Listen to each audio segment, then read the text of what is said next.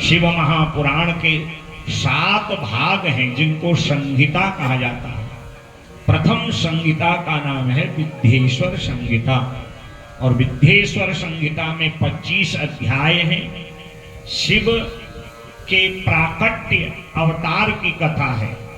जो शिव निराकार हैं, जिनका हम लिंग रूप में, निराकार रूप में पूजन करते हैं, ये ज्योति रूप में कैसे प्रकट हुए, क्यों हम शिव की लिंग पूजा करते हैं और देवताओं की हम मूर्ति पूजा करते हैं। मूर्ति माने सगुण, और शिव जी की दोनों पूजा होती है, निर्गुण अर्थात लिंग रूप और बेर अर्थात सगुण मूर्ति रूप।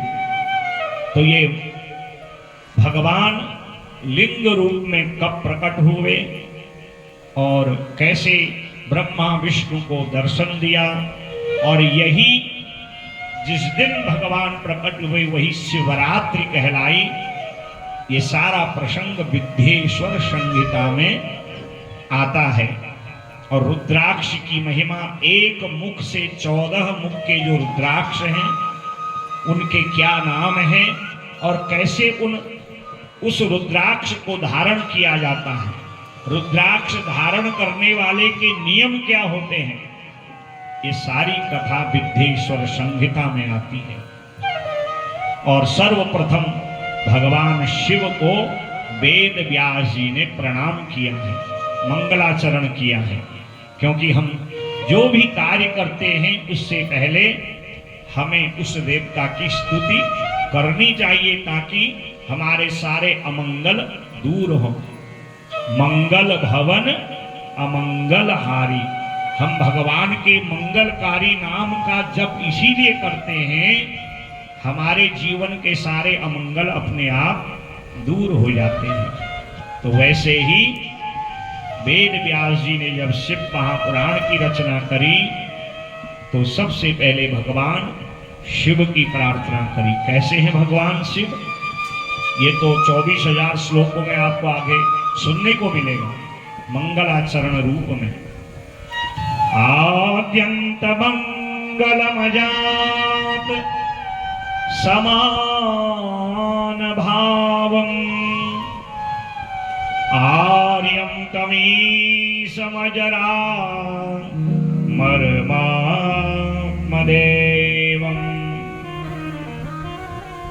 पंचाननं प्रबल पंच विनोदशीलं संभावये मनसि शंकरमंबिकेशं। जिनका न आदि है न अंत है, ऐसे जो आद्यंत रहित मंगलम, जो मंगलकारी हैं, अजातम, जिनका कभी जन्म नहीं होता। भगवान को वेद अज कहते हैं ना, यस्य जन्म जायते, जिसका कभी जन्म नहीं होता, जो अज है, शाश्वत है, सनातन है, सत है, मंगलकारी हैं, जिनका आदि अंत नहीं है। आर्यम, जो श्रेष्ठ है, शेष तो देवता है, हम भगवान शिव को क्या कहते हैं, महादेव, और तो देव हैं और ये है महादेव, इसीलिए आर्यम श्रेष्ठम, ये श्रेष्ठ है। और ईशम, ईश्वर हैं, अजर अमर हैं, देवताओं के द्वारा वंदित हैं। आत्मदेवम, प्रत्येक जीव की अंतर आत्मा में निवास करते हैं। पंचाननम, उनके 5 मुख हैं। प्रबल पंच विनोदशीलम, और 5 प्रकार के जो प्रबल हैं, ये प्रबल पंच क्या है, सृष्टि को बनाना, सृष्टि का पालन करवाना, फिर संतुलन क्रिया के लिए संहार करना, तिरोभाव करना और कृपा और अनुग्रह करना। ये 5 प्रबल पंच कहे गए हैं। ये केवल शिव के ही पास है। जो 5 प्रबल पंचों से युक्त हैं, ऐसे भगवान शिव को विनोदम, जो आनंद प्रदान करते हैं, शीलम, शांत हैं। आपने कभी भी भगवान शंकर को देखा होगा तो बिल्कुल ध्यान मुद्रा में शांत भाव से विराजमान होते हुए देखा होगा।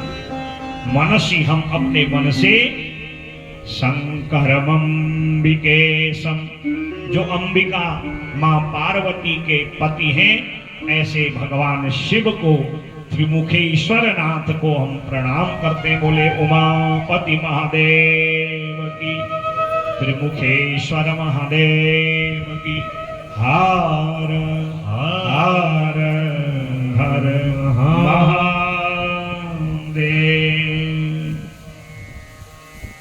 एक बार प्रयागराज में, शेष कथाएं तो नैमिषारण्य में हुई हैं, इस कथा का प्रसंग सबसे पहले प्रयागराज में हुआ है। और यही कथा वायुदेव और स्कंद अर्थात कार्तिकेय कुमार के द्वारा वायवी संहिता में नैमिषारण्य में गाई गई और सुनाई गई है। पर प्रथम बार प्रयागराज में इस कथा का प्रसंग हुआ है। धर्म क्षेत्रे महाक्षेत्रे गंगा कालिंदी संगमे, प्रयागे परमे पुण्ये, ब्रह्मलोकस्य वर्त्मनि। गंगा कालिंदी संगमे, जहां मां गंगा और यमुना मिलती हैं, जिसको प्रयागराज कहा जाता है, उस धर्म क्षेत्र में, महाक्षेत्र में, जिसको ब्रह्मलोक की संज्ञा दी गई है, उस स्थान का नाम है प्रयागराज। बोले प्रयागराज धाम की जय हो। ऐसे प्रयागराज, शेष तो तीर्थ हैं, प्रयागराज को तीर्थराज कहा गया है, क्योंकि जब माघ का महीना आरंभ होता है, सारे देवी देवता, ऋषि, महर्षि, राजर्षि, देवर्षि उस पावन प्रयागराज में आकर के उनकी महिमा को बढ़ाते हैं। माघ मकर गत रवि जब होई, माघ मकर गत रवि जब होई, माघ मकर गत रवि जब होई, माघ मकर गत रवि जब होई, तीर्थपति आवे सब कोई, तीर्थपति आवे सब कोई, तीर्थपति आवे सब कोई, तीर्थपति आवे सब कोई। माघ मकर गत रवि जब होई, माघ मकर गत रवि जब होई, रवि जब होई, रवि जब होई। जब उत्तरायण आता है, भगवान सूर्य नारायण मकर राशि में प्रवेश करते माघ के महीने, तो सारे देवी देवता, ऋषि, महर्षि, ज्ञानी, साधक, तीर्थराज प्रयाग की विशेषता और उनका महत्व बढ़ाने के लिए वहां आते हैं। और पूरा माह वहां कल्पवास, बड़े बड़े यज्ञ अनुष्ठान होते हैं, इसीलिए उनको तीर्थराज प्रयाग कहा जाता है। बोले प्रयागराज धाम की। तो ऐसे उस प्रयागराज में सौनक आदि 88,000 महात्मा आए और उसी समय वहां पर सूत जी आ गए। बोले सूत महाराज की जय। मुनयः संक्षितात्मानः सत्यव्रत परायणाः महोजसो महाभागा महासत्रं विते तत्र शत्रं समाकर्ण्यं व्यास शिष्यो महामुनिः तं दृष्ट्वा सूतमायान्तं हर्षिता मुनयस्तदा। सूत जी का वहां पर आगमन हुआ। सौनक आदि महात्मा खड़े होकर उनका स्वागत किए हैं, क्योंकि जब श्रेष्ठ जन आए, क्योंकि हमारे समाज में 3 प्रकार के लोग श्रेष्ठ कहे जाते हैं। एक तो जो अवस्था में श्रेष्ठ हैं, और एक रिश्तेदारी में नातेदारी में श्रेष्ठ होते हैं, और एक होते हैं ज्ञान वृद्ध। चाहे कोई बालक भी है, यदि वो ज्ञानी है तो वह भी श्रेष्ठ माना जाता है। तो सूत जी 15-18 वर्ष के हैं, और सौनक आदि बड़े बड़े महात्मा, जिसमें पाराशर आदि ऐसे महात्मा हैं 60-60 हजार वर्ष तक गायत्री की उपासना करने वाले। उन्होंने देखा कि यहाँ पर सूत जी ज्ञान में श्रेष्ठ हैं। ऐसे महात्माओं ने खड़े होकर उनका स्वागत किया, उनको आसन दिया और उनको निवेदन किया कि आपने अपने पूज्य गुरुदेव भगवान के मुखमंडल से शिव का रहस्य, शिव जी की कथा, शिव का पावन चरित्र, शिव महापुराण सुना है, और अब कलयुग आने वाला है, और कलयुग में जो लोग हैं वो लोभी, क्रोधी, कामी, विषयी, भोगी हो जाएंगे। कोई माता पिता की सेवा नहीं करेगा, ब्राह्मण संत की सेवा नहीं करेगा। व्यक्ति उतना ही कर्म करेगा जिससे उसका उतने समय का पुरुषार्थ सिद्ध हो जाए, उसको अपनी परलोक की चिंता नहीं होगी। अर्थात कलयुग का व्यक्ति भोगवादी हो जाएगा। वो साधन जोड़ने के चक्कर में साधना से विमुख हो जाएगा। तो कैसे उसका कल्याण होगा?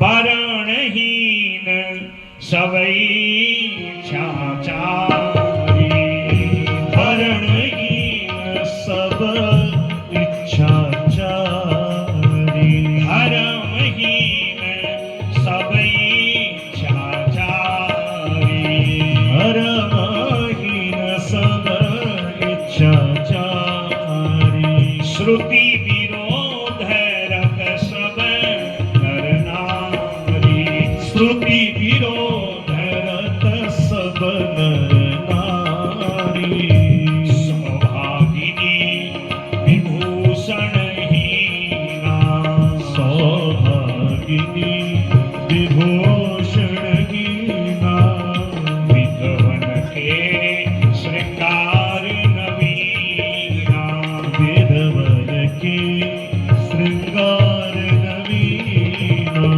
सोई सयान जो परधनहारी, सोई सयान जो परधनहारी, जो कर दंभ सो बड़ आचारी, जो कर दंभ सो बड़ आचारी, धर्महीन सबई इच्छाचारी, धर्महीन सब इच्छाचारी।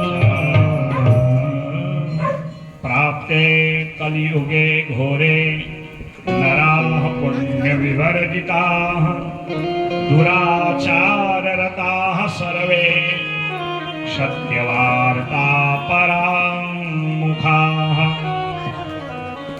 परापवाद निरताः, परद्रव्याभिलाषिणः, परस्त्री सत्तमनसः, परहिंसा परायणः। सूत जी से सौनकादि महात्माओं ने निवेदन किया, कलयुग आने वाला है, और कलयुग में जो लोग हैं वो धर्म कर्म से विहीन हो जाएंगे, और जब कोई धर्म कर्म नहीं करेगा तो उसका कल्याण कैसे होगा? और दूसरे की निंदा करना, दूसरे की चुगली करना, परहिंसा अर्थात पशुओं का मांस खाना, पक्षियों का मांस खाना, और तामस पदार्थ की ओर अपने मन को ले जाना, अर्थात जो आत्म कल्याण का मार्ग है उसको छोड़ करके व्यक्ति व्यसन मार्ग में ज्यादा जाएगा, क्योंकि ये कलयुग का प्रभाव है। कलयुग माने कलह का युग। पति पत्नी में कलह, भाई भाई में कलह, पड़ोसी पड़ोसी में कलह, पिता पुत्र में कलह, गुरु चेला में कलह, मित्र मित्र में कलह। जहां भी कलह देखोगे तो समझ लेना कि कलयुग ने डेरा जमा लिया है।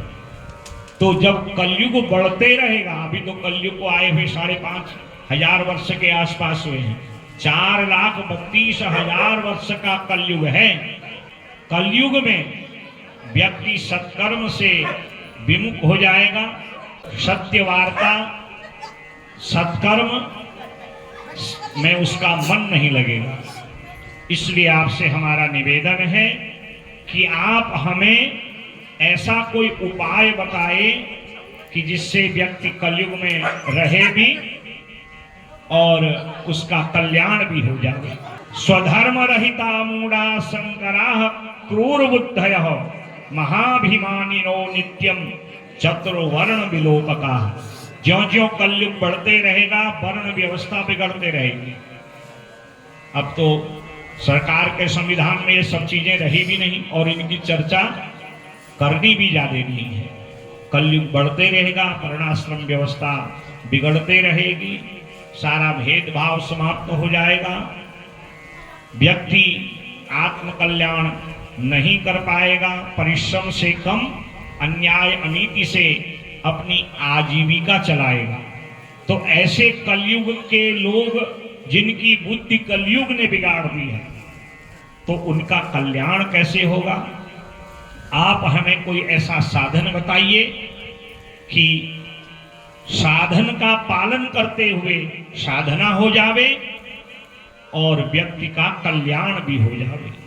लघुपायेन येनेषां भवेत् सद्यो घनाशनं सर्वसिद्धान्तवित्वं हि कृपया तद्वदाधुना। कोई एक सरल उपाय, जिस सरल उपाय से व्यक्ति का कल्याण हो जावे, और कोई ऐसी साधना, कोई ऐसा जप, कोई ऐसा मंत्र, कोई ऐसा स्वाध्याय, कोई ऐसी पूजा जिसके द्वारा कलयुग का व्यक्ति खाए पिए भी, काम धंधा भी करते रहे और थोड़ा बहुत उपाय करके परलोक का साधन जोड़ के परलोक को भी सुधार ले। ऋषियों ने सूत जी से एक अध्याय में 35-40 श्लोक में ये प्रश्न किए हैं कि कोई लघु उपाय, छोटा उपाय, जिस उपाय के द्वारा कलयुग का विषयी जीव अपना कल्याण कर ले।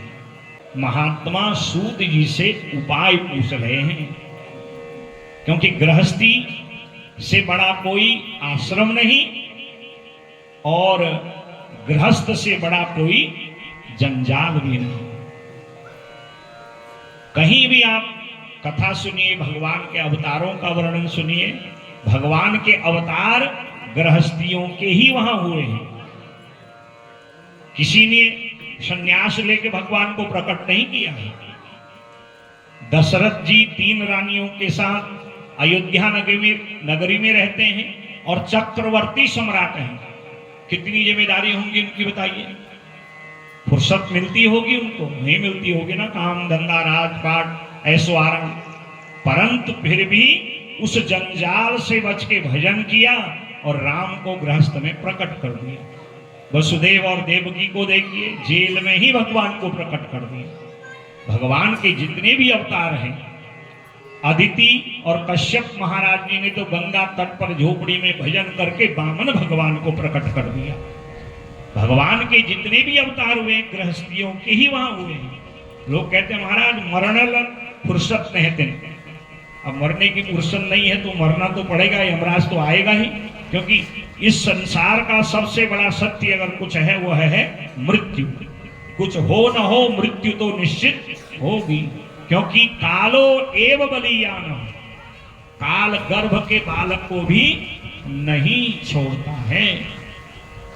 एक है, अकेला है, धनवान है, ज्ञानवान है, संपत्तिशाली है, राजा है, रंक है, मूर्ख है, विद्वान है, बलवान है, काल किसी को नहीं छोड़ता, क्योंकि ये मृत्यु लोक है। और यहां एक चीज सत्य है, वह है मृत्यु।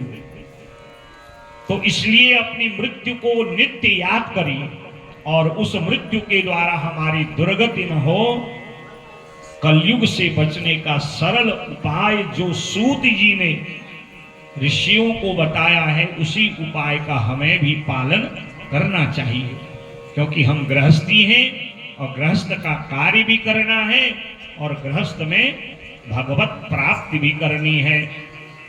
तब सूत जी ने कहा, साधु पृष्ठम साधवो अस्ति लोकै हितकारकम गुरुम स्मृत्वा भवत् स्नेहात् वश्ये तत्क्षणमादरात्। अपने पूज्य गुरुदेव भगवान वेद व्यास जी का स्मरण किया है और कहा, हे ऋषियों, आपने जो प्रश्न पूछा है अत्यंत श्रेष्ठ ये प्रश्न है।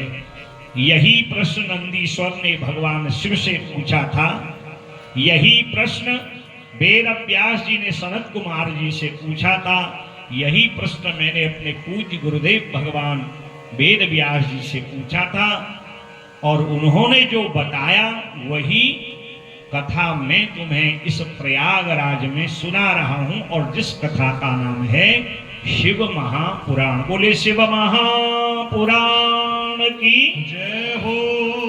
कलिकल्मष विध्वंसी यस्मिन् शिव यशः परम तस्याध्ययनमात्रेण पुराणस्य द्विजोत्तमः। शिव महापुराण 24,000 श्लोकों का पुराण है। गंगा जी अपने को श्रेष्ठ कहती हैं, पुराणों में वर्णन है। यमुना जी का अपना महत्व है, प्रयागराज का अपना महत्व है, काशी का अपना महत्व है, द्वारिका का अपना महत्व है। सारे तीर्थों का, बद्रिकाश्रम का, केदारेश्वर का, सबका अपना महत्व है। परंतु इनका महत्व कब तक रहता है? जब तक कोई शिव पुराण की कथा नहीं सुनता है। तावत सर्व पुराणानि प्रगर्जन्ति महीतले यावत् शिव पुराणं हि नोदेष्यति महीतले। ये तब तक गर्जना करते हैं हम श्रेष्ठ हैं जब तक शिव पुराण की कथा सुनी नहीं जाती, और जहां शिव पुराण की कथा आरंभ होती है ये सारे तीर्थ वहां पर आकर के उसकी महिमा को बढ़ाने लगते। बोले शिव महापुराण की जय। ऐसी जो अलौकिक ये शिव महापुराण है, जिसकी रचना सबसे पहले स्वयं भगवान शिव ने की थी, उसको 1,00,000 श्लोक का बना करके नंदीश्वर को सुनाया। उन्होंने सनत कुमार को, और सनत कुमार जी ने वेद व्यास को। और इसमें जो है 12 भाग बनाए, जिनको संहिता कहा जाता है। विद्येश्वर संहिता जिसमें 10,000 श्लोक थे, विनायक संहिता 8,000 श्लोक, उमा संहिता 8,000 श्लोक, मातृ संहिता 8,000 श्लोक, 5वीं एकादश रुद्र संहिता जिसमें 13,000 श्लोक थे, 6ठी कैलाश संहिता जिसमें 6,000 श्लोक थे, 7वीं शतरुद्र संहिता जिसमें 3,000 श्लोक थे, 8वीं कोटि रुद्र संहिता जिसमें 9,000 श्लोक, 9वीं सहस्त्रकोट संहिता जिसमें 11,000 श्लोक थे, 10वीं वायवी संहिता जिसमें 4,000 श्लोक थे, 11वीं धर्म संहिता जिसमें 12,000 श्लोक, और 12वीं रुद्र संहिता जिसमें 8000 श्लोक थे। इस प्रकार 1,00,000 श्लोकों का जो शिव पुराण है उसकी रचना वेद व्यास जी ने की। फिर विचार किया कलयुग के लोगों के पास उतना समय कहाँ है महाराज, इतनी फुर्सत ही नहीं है। तो उन्होंने हम आप सभी कलयुग के लोगों के कल्याणार्थ इस पुराण को और सरल कर दिया, संक्षेप कर दिया और 24,000 श्लोकों का 7 संहिताओं का पुराण बना दिया। मैंने कल भी इसका परिचय दिया था संक्षेप में, और द्वितीय अध्याय में यही सब विस्तार से बताया है। पहली विद्येश्वर संहिता जिसकी कथा आरंभ हो रही है, 25 अध्याय हैं। शिव का तत्व, शिव के प्राकट्य की कथा, रुद्राक्ष की महिमा की कथा है। दूसरी रुद्र संहिता जिसके 5 खंड हैं, सृष्टि खंड, सती खंड, पार्वती खंड, कुमार खंड और युद्ध खंड। तृतीय संहिता जिसका नाम है शतरुद्र संहिता, इसमें भगवान शिव के 100 अवतारों का वर्णन है। चौथी संहिता जिसका नाम है कोटि रुद्र संहिता, जिसमें भगवान के 12 ज्योतिर्लिंगों का और करोड़ों अवतार का वर्णन, भगवान के सहस्र नाम और विष्णु के द्वारा 1000 कमलों से शिव के सहस्रार्चन की कथा है और शिवरात्रि के 4 प्रहरों का वर्णन है। 5वीं संहिता है उमा संहिता, जिसमें 84 लाख भयंकर नरकों का और प्रमुख 28 नरकों का वर्णन है। भगवान कृष्ण के द्वारा पाशुपत व्रत ग्रहण कर उपमन्यु को गुरु बना करके शिव आराधना कर प्रत्येक रानी से 10-10 पुत्रों का वरदान प्राप्त करने की कथा है। जलदान का महत्व है, यमलोक का महत्व बताया है, वेद पुराणों के स्वाध्याय का महत्व बताया है, मृत्यु के लक्षण क्या होते हैं, ये सारी कथा इस उमा संहिता में है। देवी के जो महाकाली, महालक्ष्मी, महासरस्वती, शताक्षी, दुर्गा, कामाख्या आदि अवतार हैं, उनका वर्णन है। और इसमें वृक्षों की महिमा, वृक्षारोपण की महिमा, कूप, तड़ाग, नदियों की महिमा और प्रकृति का वर्णन है। 6ठी संहिता है कैलाश संहिता, जिसमें अध्यात्म के विषय में बताया है, योग का महत्व बताया है, ओमकार जो ओम है मंत्रों का प्राण, उसकी महत्ता बताई है, महावाक्य जो ब्रह्मसूत्र के महावाक्य हैं उनका वर्णन बताया है, अहम ब्रह्मास्मि तत्त्वमसि अयम आत्मा ब्रह्मो प्रज्ञान ब्रह्मो आदि की व्याख्या की है। सन्यासियों के दीक्षा का वर्णन है और वामदेव और स्कंद का संवाद है। और 7वीं जो वायवी संहिता है नैमिषारण्य में, भगवान वायुदेव का आगमन और रुद्र की महिमा, धर्म का वर्णन और उपमन्यु के द्वारा भगवान श्री कृष्ण को उपदेश का वर्णन है। पंचाक्षर ओम नमः शिवाय, इसकी विस्तार पूर्वक व्याख्या और पुराण श्रवण का महात्म्य बताया है। हे ऋषियों, ऐसी जो 7 संहिता युक्त पुराण है उसका नाम है शिव महापुराण। आपने प्रश्न किया है तो मैं आपको बताता हूं, प्रत्येक पुराण का अपना महत्व है, परंतु जो शिव पुराण है जिसमें शिव की महत्ता बताई गई है, मैं तुम्हें उस कथा को विस्तार से सुनाता हूं। शैवं पुराणममलं शिवकीर्तितं तत् व्यासेन शैव प्रणवेन च संगृहीतं संक्षेपतः सकल जीव गुणोपकारं तापत्रयज्ञमतुलं शिवदं सताहि। जो शिव का एक पुराण है, ये भगवान शिव की कीर्ति, यश, उनके चरित्र का विस्तार, उनके प्राकट्य, उनके लीला को बताने वाला पुराण है।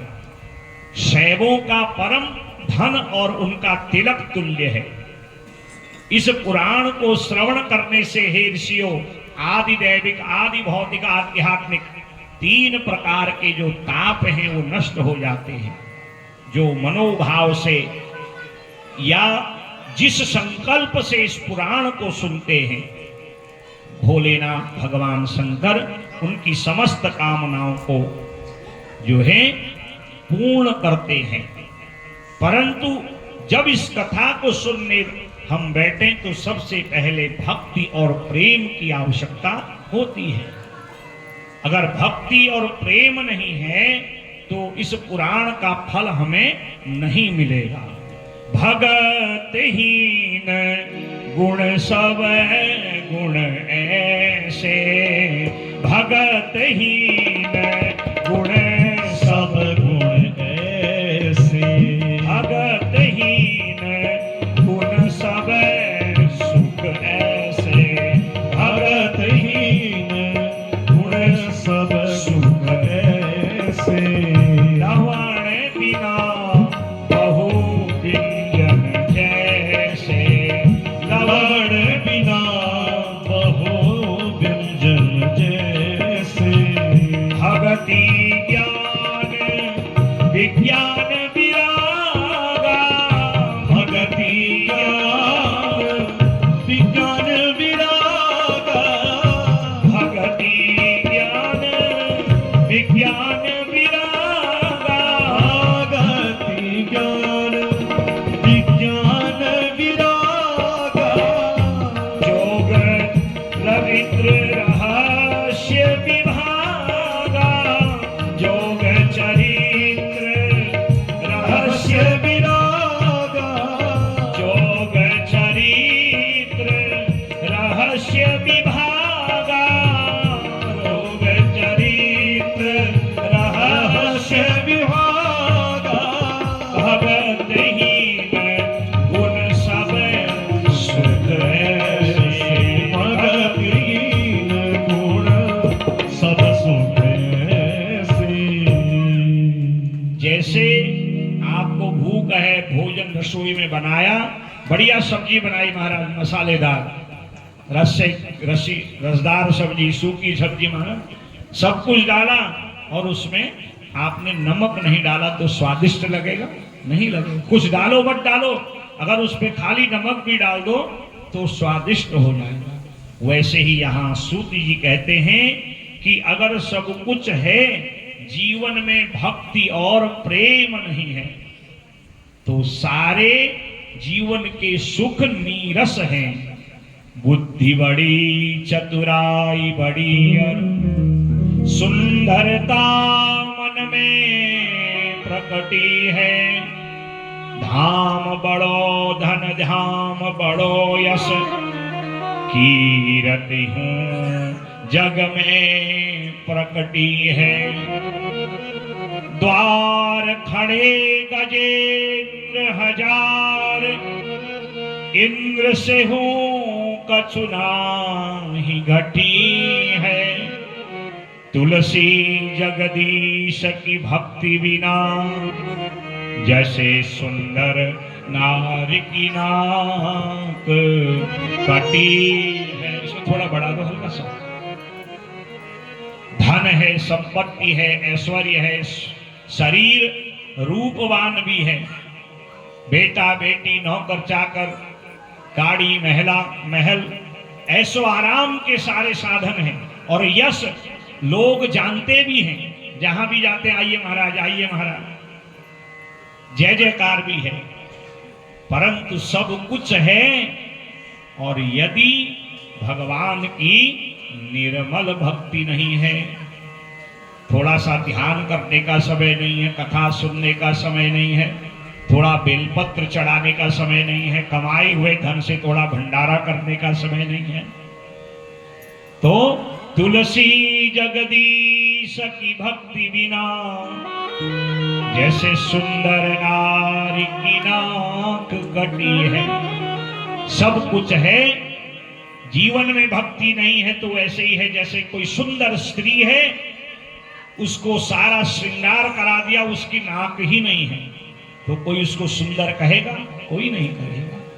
सब कुछ है और निर्मल भक्ति नहीं है तो सब जीवन ऐसे ही है जैसे रसोई में भोजन करने के सारे पदार्थ हैं और उसमें नमक नहीं है। लवण बिना बहु व्यंजन, जैसे भगतहीन नर सो ऐसे सब सुख।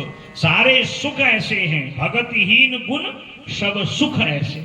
सब कुछ है और भक्ति नहीं है तो जीवन नीरस है। सूती जी कहते हैं ऋषियों, और उसी निर्मल भक्ति के द्वारा, प्रेम लक्षणा की भक्ति के द्वारा हम घर बैठे बैठे काम करते करते उसको प्राप्त कर सकते हैं। हरि नाम सुमीर सुख पाएगा, मत भूल मनुज पछताएगा। हरि नाम सुमीर गाइए पाएगा, भूल मनुज पछताएगा, मत भूल मनुज पछताएगा, मत भूल मनुज पछताएगा। हरि नाम सुमीर सुख पाएगा, हरि नाम सुमीर सुख पाएगा, मत भूल मनुज पछताएगा, मत भूल मनुज पछताएगा।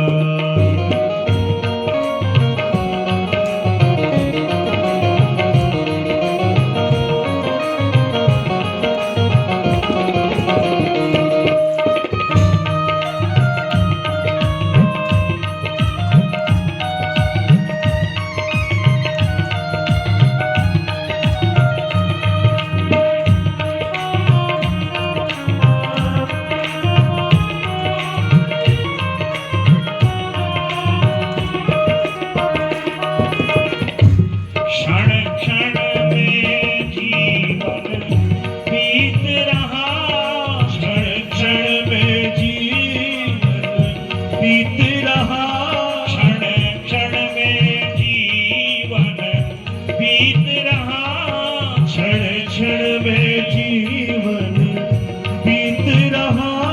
तू हार रहा मन जीत रहा, तू हार रहा मन जीत रहा। विषयों में अति सुख पाएगा, विषयों में अति सुख पाएगा, मत भूल मनुज पछताएगा, मत भूल मनुज पछताएगा, मत भूल मनुज पछताएगा, मत भूल मनुज पछताएगा।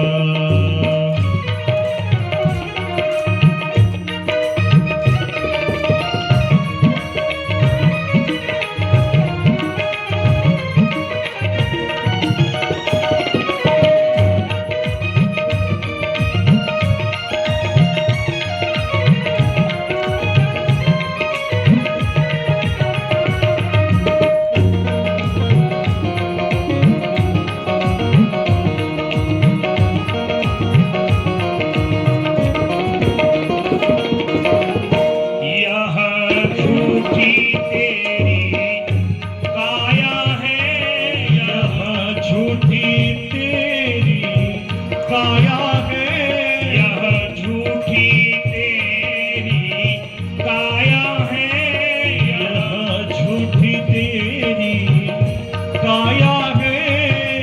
उड़ते पंछी की छाया है, उड़ते पंछी की छाया है। जो आया है सो जाएगा, जो आया है सो जाएगा, मत भूल मनुज पछताएगा, मत भूल मनुज पछताएगा। हरि नाम सुमीर सुख पाएगा, हरि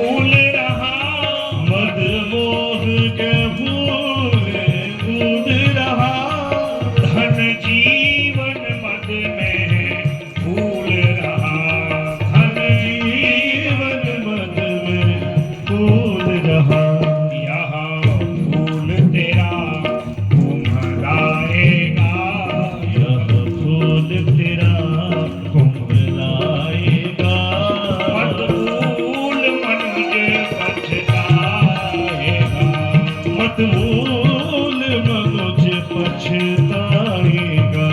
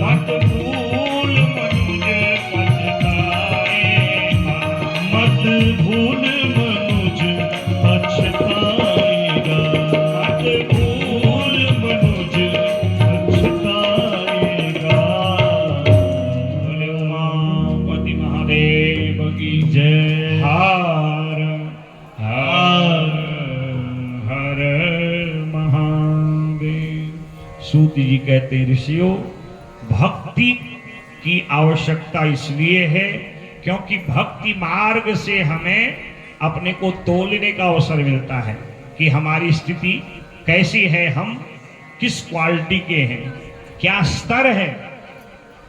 अगर ये हम नहीं जाने तो हम में और वो चार पांव वाले पशु में कोई अंतर नहीं हो, खाता पीता है, मलमूत्र करके चला जाता है। इसलिए जीवन में भक्ति, और उस भक्ति में क्या है, प्रेम। आप लोग आरती में गाते हैं, श्रद्धा भक्ति बढ़ाओ पाप हरो देवा। जब तक भक्ति नहीं है तो जीवन नीरस है, और उस भक्ति को प्रदान करने वाली है यह भगवान शिव की पावनी शिव पुराण कथा। शृण्वन्तु ऋषयः सर्वे स्मृत्वा शिव मनामयम् पुराण प्रवणं सेवं पुराणं वेद सारजम्। भगवान शिव को प्राप्त करने का सरल साधन है शिव पुराण की कथा। शिव की कथा से हमें उनका चिंतन, मनन और भजन का फल प्राप्त होता है। मनसा मननम तस्य महासाधनमुच्यते श्रोतव्यः कीर्तितव्यस्य मंतव्यस्य महेश्वरः। इसलिए अगर शिव कृपा को, शिव भक्ति को, उनका प्रेम प्राप्त करना है तो सबसे पहले श्रवणम, उनकी कथा को सुनिए। आज की कथा में यही था पहले कि पहले सुनने की आदत बनाइए।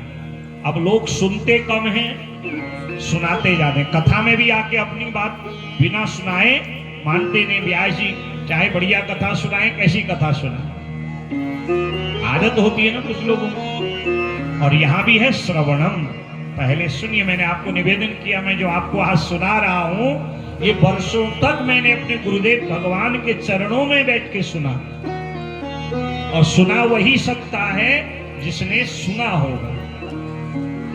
इसलिए पहली भक्ति है श्रवणम। आगे आपको इसका विस्तार सुनाएंगे। उनके रहस्यों को सुनना, फिर कीर्तनम, और वाणी के द्वारा उनके यश को गाना। और कीर्तन भी कैसे गाना है? मन मार के नहीं, कीर्तन का उल्टा करिए। क्या? नर्तकी।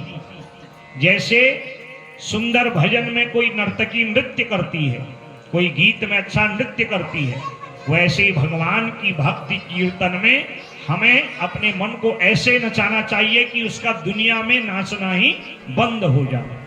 दुनिया में नाचते रहोगे तो दुख, क्लेश, घृणा, द्वेष, अपयश के भागीदार बनोगे। और भगवान की लीला में नाचोगे, उसमें डूब जाओगे तो उसकी प्राप्ति हो जाएगी। और तीसरा साधन है भगवान शिव को प्राप्त करने का मननम। जो सुना है और जो कीर्तन गाया है उसका मनन करना। इन तीन को साधन कहा जाता है। महासाधन यही है, श्रवणम, कीर्तनम, मननम। और ये अधिकार प्राप्त हो गया तो भगवान की हमें भक्ति प्राप्त हो जाती है। ऋषियों ने निवेदन किया कि भगवान तो निर्गुण है और देवता मूर्ति रूप में पूजे जाते हैं। भगवान शिव की भी मूर्ति पूजा होती है, परंतु उनकी जो श्रेष्ठ पूजा है वो लिंग पूजा है। वीरमात्रे तु सर्वत्र पूजयन्ते देवता गणाः, लिंगे बेरे च सर्वत्र सर्वत् कथं संपूज्यते शिवः।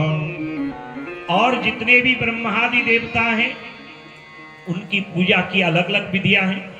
यहीं पर भगवान लक्ष्मी नारायण का है मंदिर है, इसमें उनकी प्राचीन मूर्ति भी है और नई मूर्ति भी है। गणेश जी की है मूर्ति है, पर शिव जी की मूर्ति है। यहाँ पर देखिए, कोई लाके रख दे वो अलग बात है। लिंग रूप में वर्षों से, इतने वर्ष हमें हुए हमारे बुजुर्गों, आप इतने सयाने लोगों ने, अनादिकाल से ये लिंग रूप में जो भगवान की शिव पूजा की जाती है, क्यों की जाती है ये प्रश्न था। वैसे शिव की पूजा मूर्ति रूप में भी होती है। कर्पूर गौरम करुणावतारम संसार सारम भुजगेन्द्रहारम सदा वसंतम हृदयारविंदे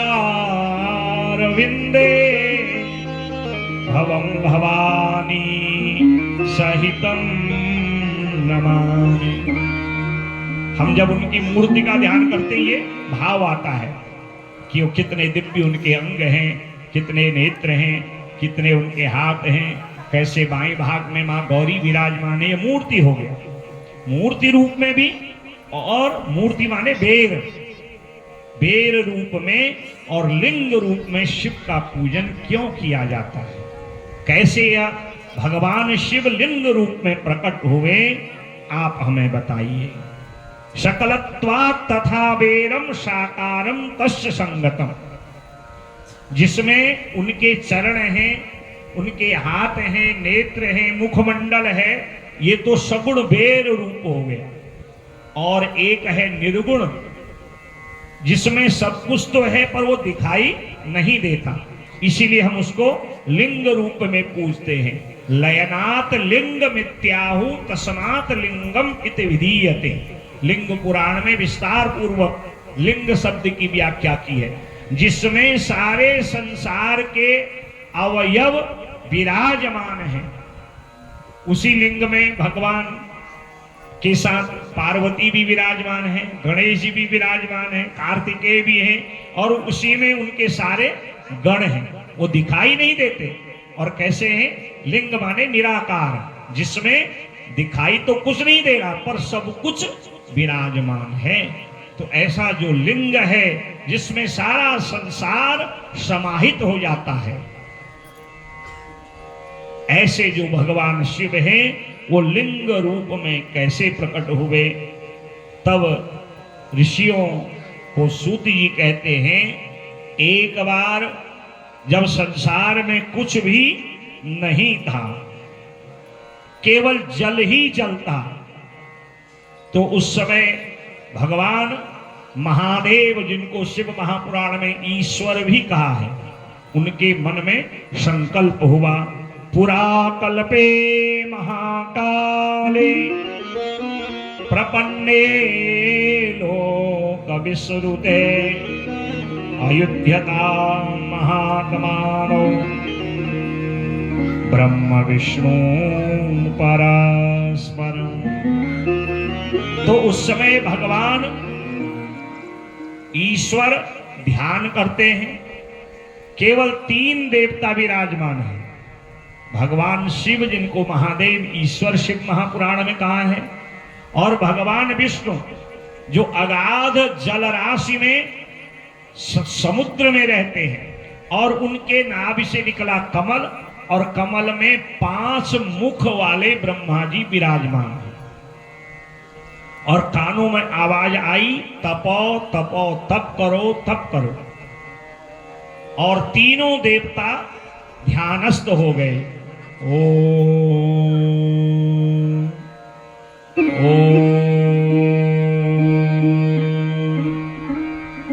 ओम। जैसे भौरा गुंजायमान करता है ना, वही शब्द में ओंकार प्रणव, जो वेद मंत्रों का प्राण है, प्रवणाक्षर के मध्य ये तीनों एका, तो ये प्रणव अक्षर है ओम। इसमें ये तीनों देवता ध्यानस्थ हो गए। ध्यान करते करते लाखों करोड़ों वर्ष बीत गए। तो एक दिन ब्रह्मा जी के मन में विचार आया, ये हमको तपो तपो किसने कहा महाराज? कौन है जो हमें निर्देश देता है तप का और दिखाई नहीं देता? और आखिर में मैं कहां से प्रकट हुआ हूं?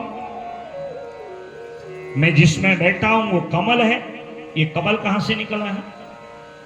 और इधर जो भगवान विष्णु क्षीर सागर महासमुद्र में अथाह जल राशि में ध्यानस्थ होके ओम ओम ओम का उच्चारण कर रहे हैं, उन्होंने भी विचार किया आखिर में इस संसार में और कुछ है या नहीं है। तो मन में जिज्ञासा हुई, अथा तो ब्रह्म जिज्ञासा, जानने की इच्छा हुई, ये तप तप कहने वाला कौन था, कौन निर्देश दे रहा था, क्योंकि हम लोगों के अलावा और तो कोई है ही नहीं। तो मन में जिज्ञासा हुई, भगवान विष्णु का ध्यान भंग हुआ, वो यहां से जल से बाहर निकलने का प्रयास कर रहे हैं, और ब्रह्मा जी कमल नाल के सहारे नीचे को उतरे, सत्यलोक से ऊपर हैं।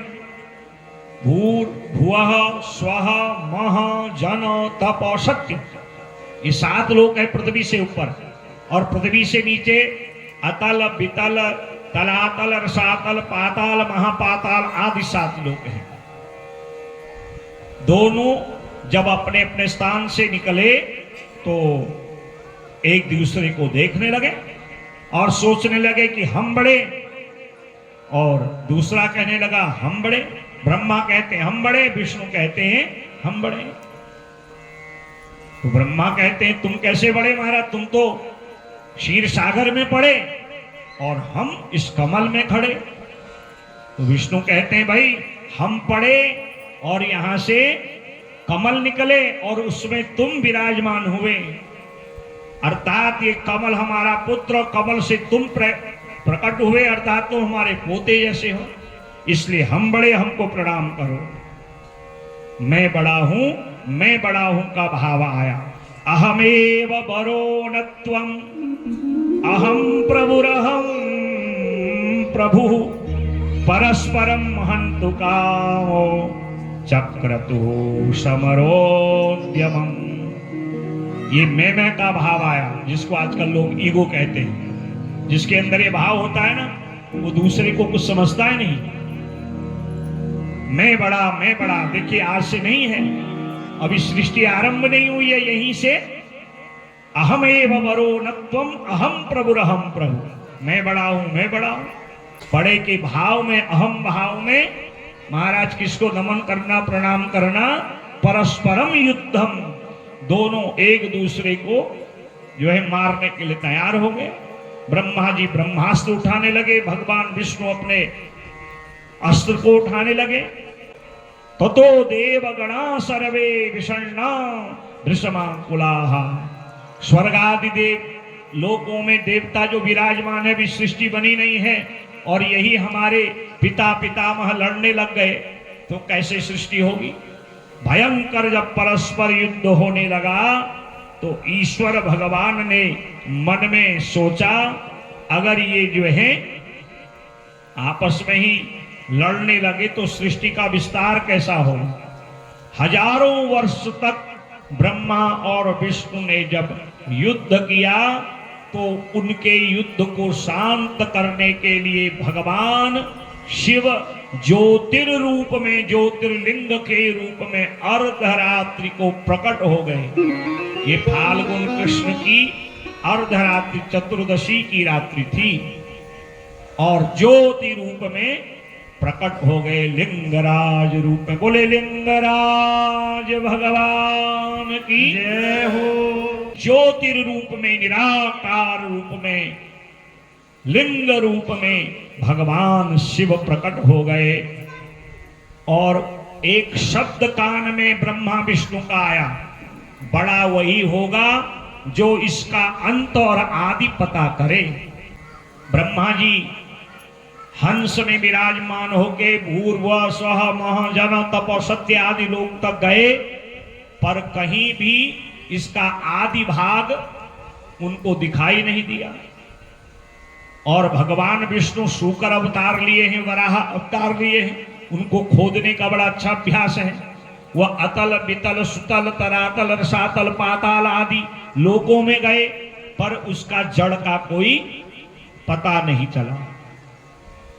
जब कहीं अंत पता नहीं चला तो विष्णु भगवान महाराज थक करके वापस आ गए वर्षों के पश्चात।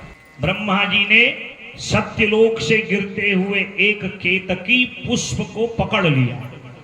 कहा, भाई देख, मैं तुझे बड़ा सम्मान दूंगा क्योंकि मैं सृष्टि रचयिता ब्रह्मा हूं। अगर तू मेरी बात मानेगा, एक गवाही देगा, जैसा मैं कहूं तू हां कहना। तो इस केतकी के पुष्प ने ज्यादा विचार नहीं किया, प्रलोभन में आ गया। कुछ लोग लोभ में झूठी गवाही दे देते हैं और उसका परिणाम क्या आ गया, आप सुनिएगा। केतकी के पुष्प को गवाह बना करके ब्रह्मा जी आ गए जहां पर विष्णु भगवान थे। विष्णु से ब्रह्मा जी ने कहा कि आपने इसकी जड़ अंत भाग का पता किया। विष्णु भगवान कहते, महाराज बहुत जो है अतल वितल सुतल रसातल पाताल आदि लोकों में गया, कहीं इसका अंत जड़ पता नहीं चला। विष्णु कहते, ब्रह्मा जी आपको पता चला? तो ब्रह्मा जी ने झूठ बोल दिया, हाँ मुझे पता चला, और गवाह के रूप में मैं इस केतकी के पुष्प को लेके आया हूं जो इस लिंग के मस्तक में चढ़ा हुआ था। केतकी के पुष्प को तो पहले ही प्रलोभन दिया था, तो वो हां पे हां भरते जाता है। तो जैसे ही भगवान विष्णु कहने वाले थे कि आप ही श्रेष्ठ हो क्योंकि जीते आप हो, उतने में ही भगवान शिव उस ज्योतिर्लिंग से प्रकट हो गए। बोले देवादिदेव महादेव की। और महाराज भयंकर तांडव करने लगे, नृत्य करने लगे। ससर्जाथ महादेव पुरुषं कश्चिद अद्भुतम् भैरवाक्यं भ्रुवोर्मध्या ब्रह्मदर्पजिघांक्षया। और भ्रिकुटी से क्रोध उनको आया और भ्रिकुटी से एक पसीने की बूंद जमीन पे गिरी है और पर्वताकार विशाल एक गण प्रकट हो गए। और यही जो गण है उनका नाम हुआ भैरव गण। बोले भैरव जी महाराज की जय हो। इसलिए आपने देखा होगा शिव मंदिर के आसपास ही भैरव जी का भी मंदिर होता है, जैसे हमारे यहाँ पर भैरव जी अनंत काल से विराजमान है। भैरव जी कहते हैं महाराज आपने हमें प्रकट किया, भैरव माने भयंकर।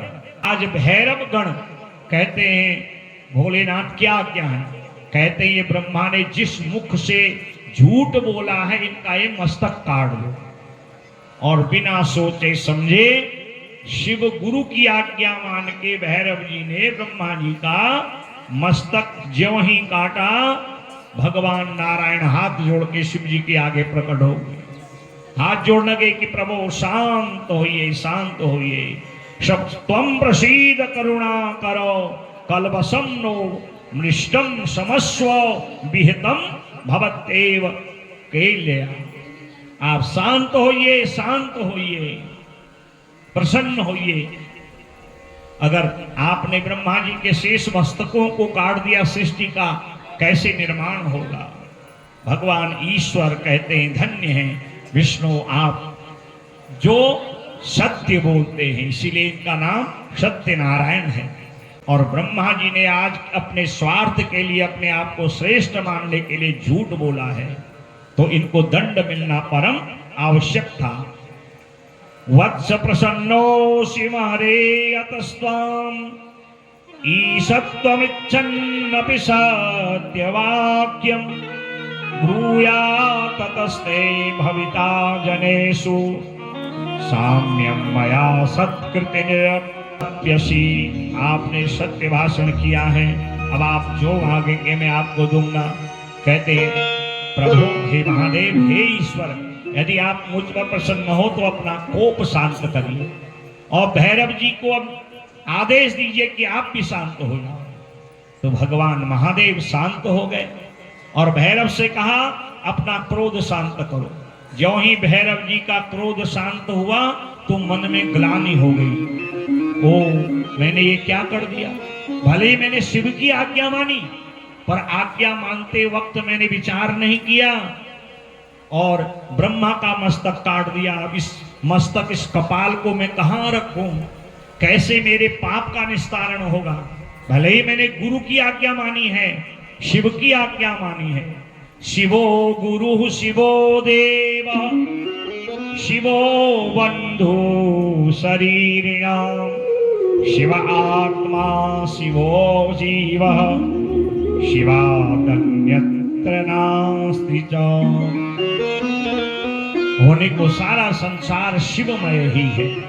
शिव माने कल्याण, अर्थात भगवान शिव ने जो भी किया होगा कल्याण करने के लिए ही किया होगा। परंतु मैंने विचार तो करना चाहिए, मुझको तो ब्रह्म हत्या का पाप लग ही गया। कहा प्रभु अब इस ब्रह्म हत्या का निराकरण कैसे होगा और इस ब्रह्म कपाल का क्या करूं। कहा आप सीधे यहां से उत्तर दिशा की ओर जाइए, हिमालय पर्वत के पास बद्रिकाश्रम है, बद्रीनाथ है, वहां पर इस कपाल को आप रखिए और वहां से सीधे आप पूरब दिशा की ओर जाइए। काशी नगरी में गंगा स्नान करिए, मेरे अभिमुक्त शिवलिंग विश्वनाथ लिंग का ध्यान करिए। विश्वनाथ ममनाथ पुरारी, विश्वनाथ ममनाथ पुरारी। त्रिभुवन महिमा विदित तुम्हारी, त्रिभुवन महिमा विदित तुम्हारी। सो तुम जानहु अंतर्यामी, सो तुम जानहु अंतर्यामी, सो तुम जानहु अंतर्यामी, सो तुम जानहु अंतर्यामी। पुरवहु मोर मनोरथ स्वामी, पुरवहु मोर मनोरथ स्वामी। विश्वनाथ ममनाथ पुरारी, विश्वनाथ ममनाथ पुरारी। भगवान भोलेनाथ काशी नगरी में आज भी अभिमुक्त विश्वेश्वर लिंग के रूप में विराजमान है। जब 12 ज्योतिर्लिंग की कथा आएगी 10वें दिन में ना, तो उस दिन ये ज्योतिर्लिंग विश्वनाथ की कथा विस्तार से मैं आपको सुनाऊंगा। बाबा भोलेनाथ कहते हैं भैरव जी आप जो है काशी नगरी जाएंगे और वहां गंगा जी में स्नान करेंगे। गंगा तरंग रमणीय जटा कलापम गौरी निरंतर विभूषित वाम भागम नारायण प्रिय मदंग पदापहारम वाराणसीं पुरपतिम भज विश्वनाथम। बोले विश्वनाथ महादेव की जय हो। और मेरा तब तक भजन करना जब तक मैं प्रकट न हो जाऊं। और भैरव जी उस ब्रह्मा जी का मस्तक कपाल लेके बद्रिकाश्रम गए और वहां पर उस कपाल को रखा जहां पर आज भक्त लोग जाकर के अपने पितरों की मुक्ति के लिए पिंडदान आदि करते हैं। और फिर गए काशी नगरी, गंगा में स्नान किया और भगवान की निर्बल भक्ति करी।